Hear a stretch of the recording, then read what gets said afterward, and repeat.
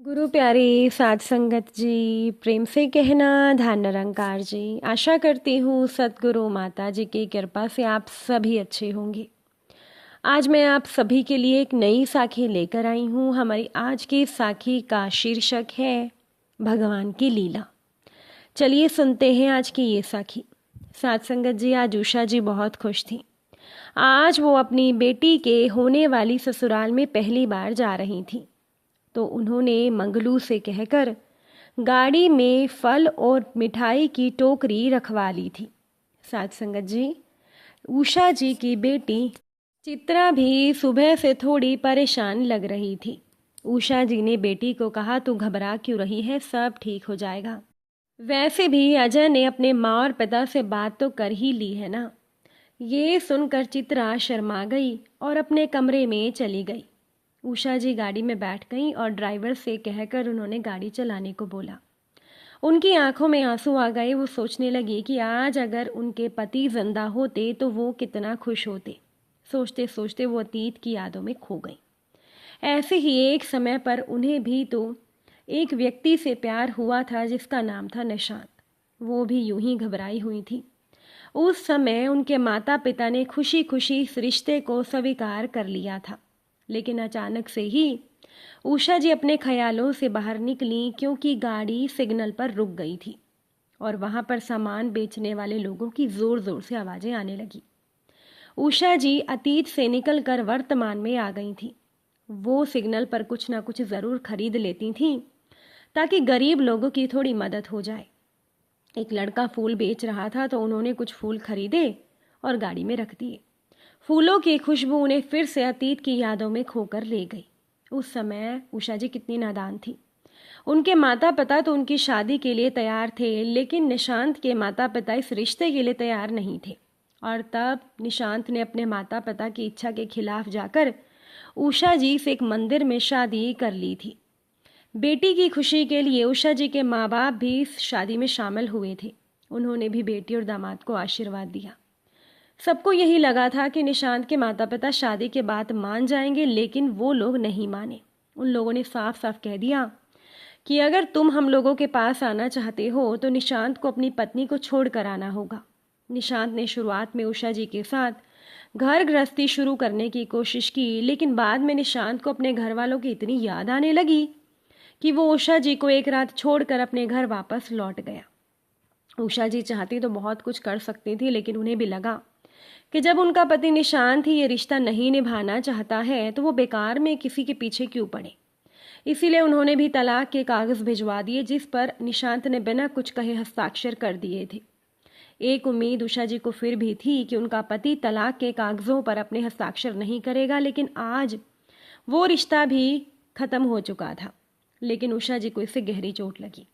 कई सालों तक तो वो डिप्रेशन में रही। फिर धीरे धीरे अपने माँ बाप के सहारे उन्होंने अपने नए जीवन की शुरुआत की।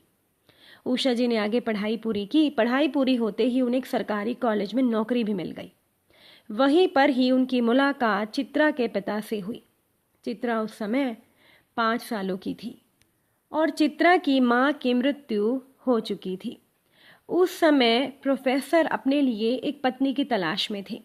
जब उन प्रोफेसर ने, जिनका नाम था राजीव, उन्होंने उषा जी को शादी के लिए पूछा, तो उषा जी भी सोचने पर मजबूर हो गई। उन्हें भी चित्रा बहुत प्यारी लगती थी। 1-2 बार वो चित्रा से मिल भी चुकी थी। साथ ही उन्हें भी उनके माँ बाप बार बार शादी के लिए कह रहे थे, तो कुछ सोचकर उषा जी ने शादी के लिए हाँ कर दी। उनके जीवन में बहुत सब कुछ अच्छा रहा। दोनों ने मिलकर बेटी की प्यार से परवरिश की और बाद में उषा जी एक बेटे की माँ बनी। अभी उनका बेटा अपनी पढ़ाई के सिलसिले में विदेश में था। इसी बीच जब चित्रा ने बताया कि वो अपने साथ ही पढ़ने वाले अजय को पसंद करती है, तो उषा जी बहुत खुश हो गई थी, क्योंकि अजय से वो पहले भी 1-2 बार मिल चुकी थी। उन्हें भी अजय पसंद था। आज अजय के ही कहने पर वो अजय के घर जा रही थी। ड्राइवर की आवाज़ से वो वर्तमान में लौटी। ड्राइवर ने कहा कि मैडम, हम पहुंच गए हैं। कार से उतरकर उषा जी ने ड्राइवर को फल और मिठाई लेकर पीछे पीछे आने को बोला। उन्होंने जाकर दरवाजे की घंटी बजाई तो एक सुंदर सी औरत ने दरवाज़ा खोला। उषा जी को नमस्ते कहकर वो उन्हें घर के अंदर ले गई और अजय भी आकर उषा जी का आशीर्वाद लेने लगा। बहुत ही अच्छा माहौल घर का था। थोड़ी देर के बाद अजय के पिता जब आंगन में आए तो उन्हें देखते ही उषा जी के पैरों के नीचे से ज़मीन निकल गई, क्योंकि अजय के पिता ही निशांत थे। वही निशांत जो उषा जी के साथ शादी करने के बाद उन्हें छोड़कर चला गया था। निशांत के चेहरे से पसीना टपकने लगा और अजय और उसकी माँ भी सामान्य होकर बात कर ही रहे थे, लेकिन उषा जी और निशांत के दिल में जो तूफान चल रहा था इस बात का अंदाज़ा किसी को नहीं था। उषा जी थोड़ी बात करने के बाद बोली कि आगे की बात हम बाद में करेंगे, मेरी तबीयत थोड़ी ख़राब हो रही है। इतना कहकर वो वहाँ से खड़ी हो गई। अजय हैरान हो गया कि अचानक से उषा जी को क्या हो गया। अजय की माँ तो हैरानगी से बोली, बहन जी आपको कोई बात बुरी लगी क्या? देखिए हम तो अजय की खुशी चाहते हैं और चित्रा भी हमारे घर पर आ चुकी है। हमें चित्रा पसंद है, बाकी अगर आपको कोई परेशानी हो तो बता दीजिए। उषा जी ने कहा, मैं आपको फ़ोन पर बता दूंगी। इतना कहकर वो वहाँ से निकल गई और इधर निशांत की हालत भी ख़राब हो गई थी। वो सोचने लगा कि मेरे बुरे कर्मों की सज़ा कहीं मेरे बेटे को ना मिले। निशांत अपने बेटे अजय से बहुत प्यार करता था और उसने तो बेटे के जन्म के समय ही सोच लिया था कि जो दर्द मैंने झेला है वो दर्द मैं अपने बेटे को नहीं झेलने दूंगा। साथ संगत जी, निशांत ने सोच रखा था कि अगर भविष्य में मेरे लड़के को कोई लड़की पसंद होगी तो मैं खुशी खुशी अपने बेटे की शादी करवा दूंगा। लेकिन किस्मत ने निशांत को घुमा फिरा कर ऐसे मोड़ पर खड़ा कर दिया जहाँ पर निशांत के कर्म उसके सामने आकर खड़े हो गए थे। निशांत ने सोचा कि उषा को मैंने एक समय पर धोखा दिया तो क्या वो अपनी बेटी को मेरे घर की बहू बनाना पसंद करेगी? निशांत का मन बेचैन हो गया।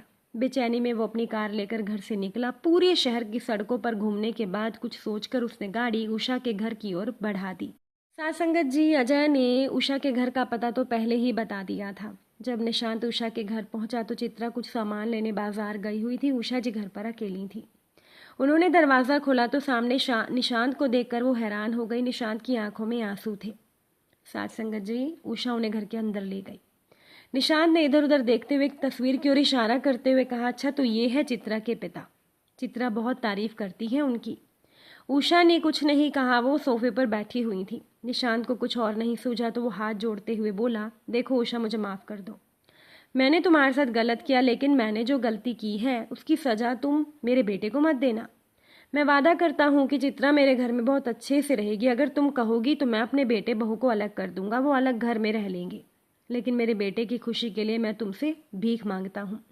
तुम्हारी बेटी भी तो मेरे बेटे के साथ खुश रहती है। क्या तुम मेरी गलती की सज़ा अपनी बेटी को दोगी?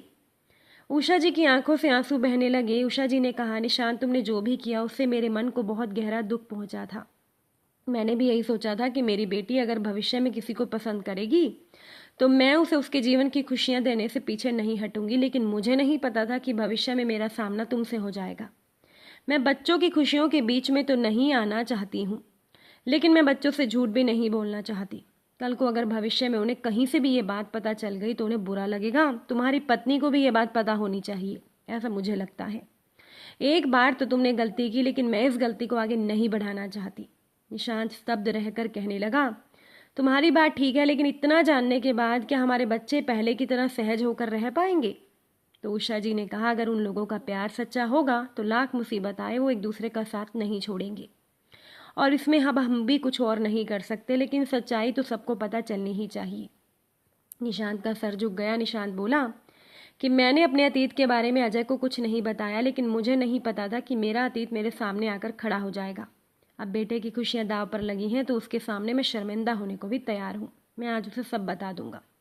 तब तक चित्रा भी बाजार से आ गई थी। निशांत ने उसके सर पर हाथ रखा और वो वहाँ से निकल गया। चित्रा हैरानगी में पड़ गई, क्योंकि उसने भी थोड़ी बहुत बात सुन ली थी। हैरानगी से माँ की ओर देखते हुए बोली, माँ, ये अजय के पिता क्या बोल रहे थे? तब उषा ने अपने दिल का सारा दर्द बेटी के सामने रखते हुए कहा, तुम्हें तो पता ही है कि मेरी पहली शादी भी हुई थी और मेरे पति मुझे छोड़कर चले गए थे। अजय के पिता मेरे पहले पति हैं। ये सुनकर चित्रा हैरानगी से सोफे पर बैठ गई। उसकी आंखों में आंसू आ गए और वो बोली, माँ, इसका मतलब मैं अजय को खो दूंगी? तो उषा जी कहने लगी, मुझे इस रिश्ते से कोई समस्या नहीं, लेकिन देखो अजय और उसकी माँ का क्या फैसला आता है। चित्रा पर एक एक पल भारी बीत रहा था। उसने आधे घंटे के बाद अजय को फ़ोन किया तो अजय ने फ़ोन नहीं उठाया। चित्रा का दिल ज़ोर से धड़क रहा था। शाम तक उसकी हालत ख़राब हो गई थी और इधर उषा जी भी बेचैन थी कि किसी के अतीत की गलतियां बच्चों के भविष्य पर भारी न पड़ जाए। शाम को उनके दरवाजे की घंटी बजी। उषा जी ने जाकर दरवाज़ा खोला तो अजय अपने माँ बाप के साथ खड़ा था। अजय की माँ उषा जी के गले लग गई और बोली, मुझे बहुत अफसोस है आपके साथ जो भी हुआ। मेरे पति ने मुझे सब कुछ बता दिया है। अब तो अजय भी उषा जी के सामने हाथ जोड़ते हुए बोला कि मेरे पिताजी ने जो भी किया वो गलत था, लेकिन मैं चित्रा को जिंदगी की हर खुशी दूंगा। क्या आप मुझे स्वीकार करेंगी? उषा जी ने आगे बढ़कर अजय को गले से लगा लिया और इधर चित्रा को भी अजय की माँ ने गले से लगा लिया।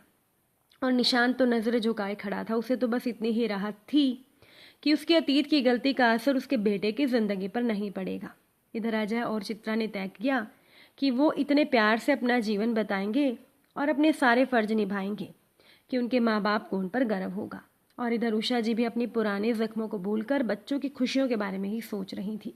और अजय की माँ ने भी अपना दिल बड़ा करके इस स्थिति को स्वीकार कर ही लिया था ताकि उनके बच्चे खुश रह सके। साथ संगत जी, अगर आज की ये साखी आपको अच्छी लगी हो, वीडियो को लाइक शेयर कर दीजिएगा। अगर आप हमारे चैनल पर नए हैं तो चैनल को भी सब्सक्राइब ज़रूर करिएगा।